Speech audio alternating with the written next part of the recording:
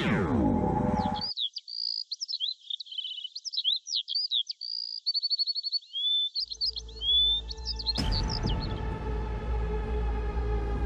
যে মহারানী, তা বলি বাসি কাজগুলো গুছোতে আর কত সময় লাগবে শুনি?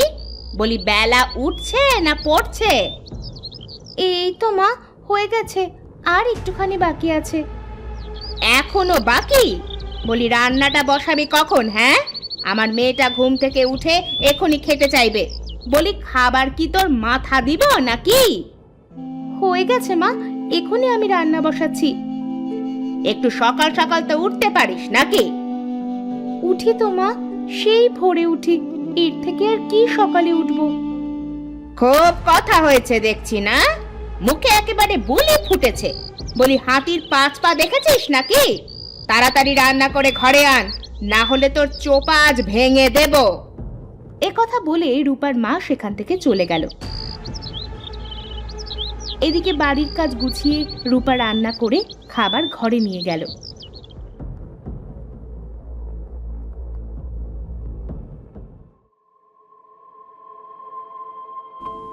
মা, এই নাও তোমাদের খাবার, এবার তোমরা খেয়ে নাও। এত সময় পরে মহারানীর সময় হলো। বলি আমি না খেয়ে বেশি সময় থাকতে পারি না, সেটা কি তুই জানিস না?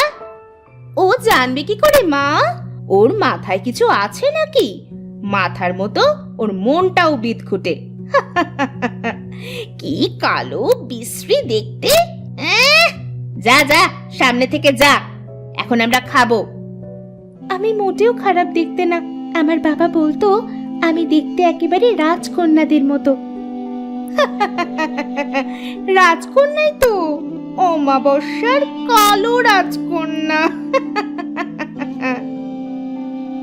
এই শোন, কাপড় কাচতে হবে, তাড়াতাড়ি গিয়ে কাপড়গুলো ধুয়ে নিয়ে আয়। আচ্ছা মা, যাচ্ছি।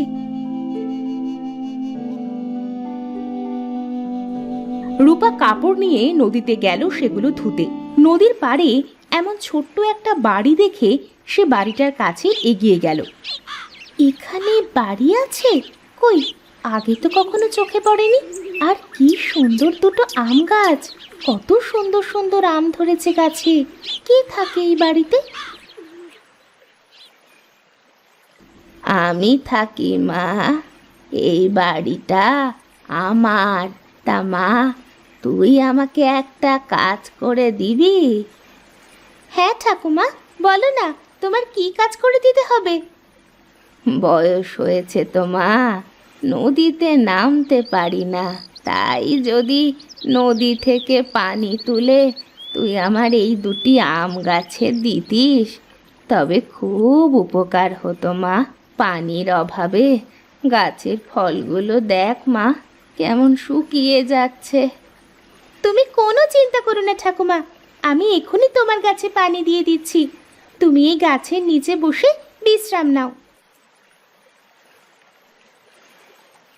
রূপা নদী থেকে পানি তুলে গাছের গোড়ায় দিয়ে দিল। তুই অনেক ভালো রে মা, বেঁচে থাক, বেঁচে থাক মা। এবার আমাকে যেতে হবে ঠাকুমা, না হলে মা খুব বকবে। রূপা ঠাকুমার কাছ থেকে বিদায় নিয়ে বাড়ি ফিরে এলো।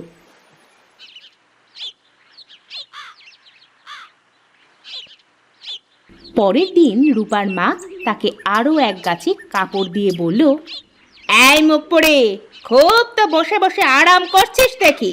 সকাল থেকে এই কাপড়গুলো পড়ে আছে, বলি কাপড়গুলো কি তোর মরা মা এসে ধুবে নাকি?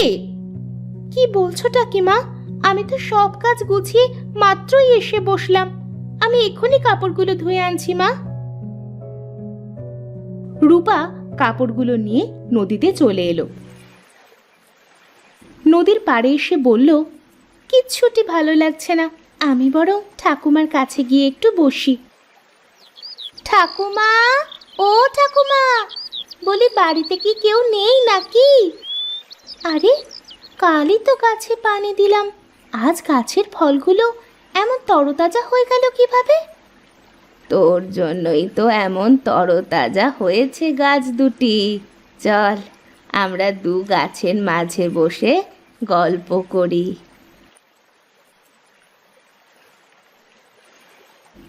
রূপা কাঁদবে আর বলবে, জানো, বাড়িতে একটুও বসার সুযোগ পাই না গো ঠাকুমা। এত কাজ করি, তবুও বলে বসে থাকি, দিনকে দিন খেতে দেয় না। আমি দেখতে কুৎসিত বলে কেউ দেখতে পারে না। কাঁদিস না মা, তুই কাঁদলে আমার যে ভালো লাগে না। দাঁড়া, তোকে এই গাছের আম খেতে দি, দেখবি তোর খুব ভালো লাগবে।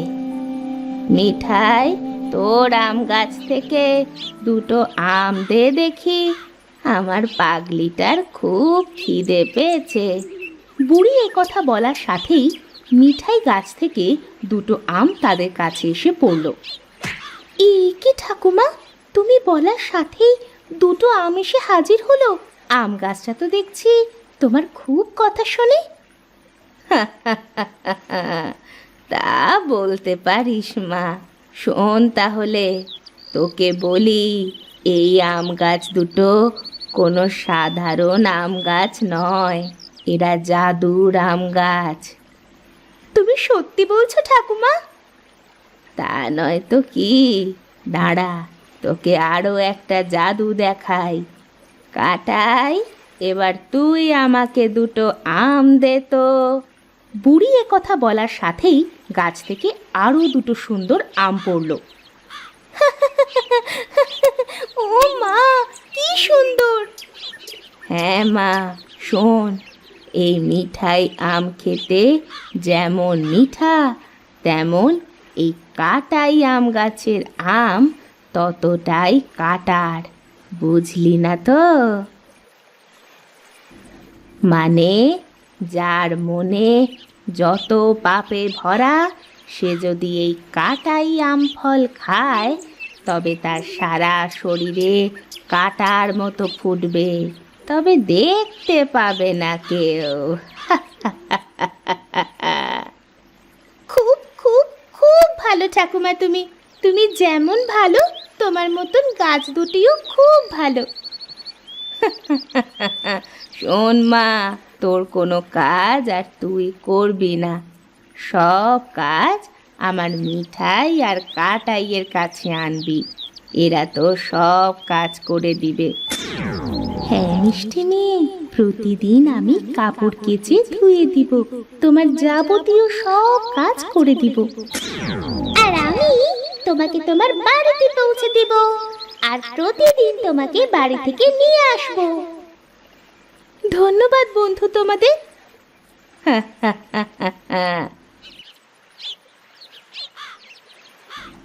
দাঁড়াও, আমি তোমার কাপড় এখনই পরিষ্কার করে দিচ্ছি। এই কথা বলে মিঠাই রূপার কাপড় ধুয়ে পরিষ্কার করে সামনে এনে বলল, এই নাও, তোমার সব কাপড় কাচা শেষ। এবার চলো মিষ্টি মেয়ে, তোমাকে বাড়িতে পৌঁছে দিই। নাও, আমার হাতের ওপর উঠে বসো।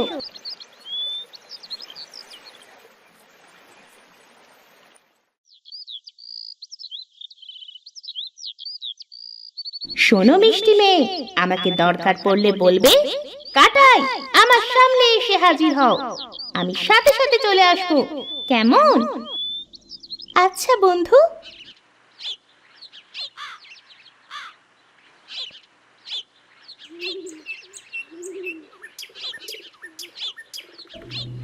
এই নবাবের বেটি, কাপড় ধুতে এত সময় লাগে বুঝি?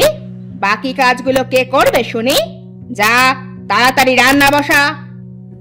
আচ্ছা মা, আমি এক্ষুনি রান্না করে দিচ্ছি।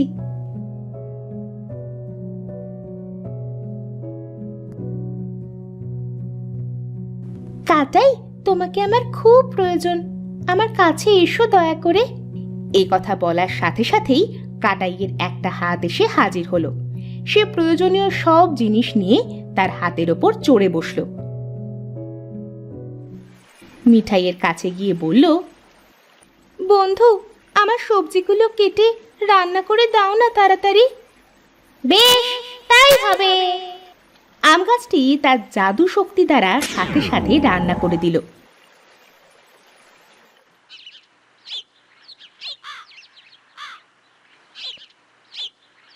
তার মায়ের সামনে খাবার দিতেই বলল,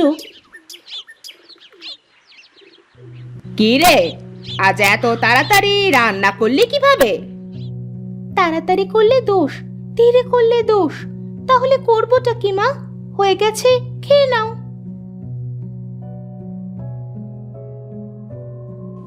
মা, ব্যাপারটা কিন্তু সুবিধার ঠেকছে না। একে চোখে চোখে রাখতে হবে দেখছি। মুখে খুব কথা ফুটেছে তো। দাঁড়া, আমি দেখছি ব্যাপারটা কি। রূপা, এই রূপা, এদিকে আয়, এই বাসনগুলো মেজে আনতো, ভাত খাবো এখনি। আসছি মা। রূপা বাসনগুলো নিয়ে কাটাইকে স্মরণ করতেই কাটাই এসে তাকে নিয়ে গেল। এটা তারা মা মেয়ে আড়াল থেকে দেখে চোখ যেন তাদের কপালে উঠল।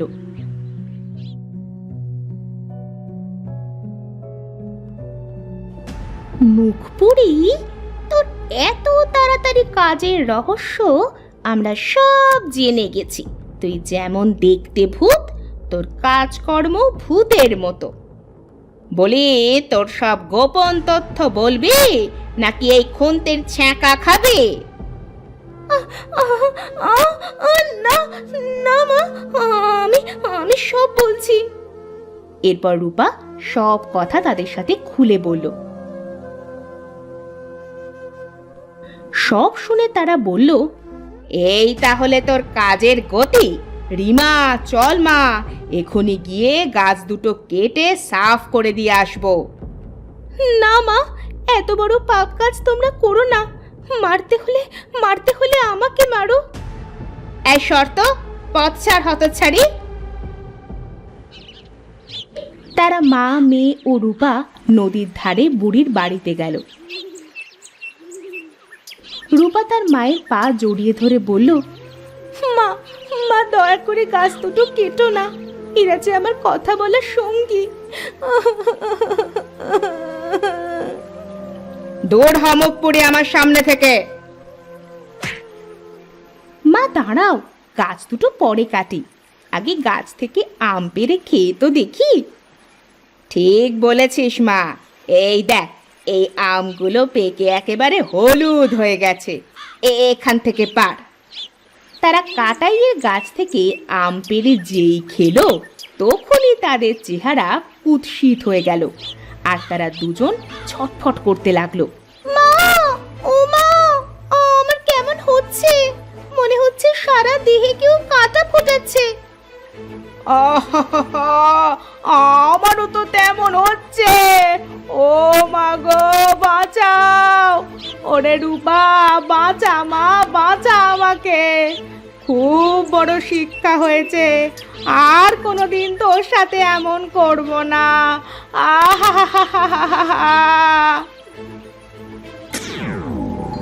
এত সুন্দর চুল, এত সুন্দর গায়ের রং, আমি এত সুন্দর হয়ে গেছি।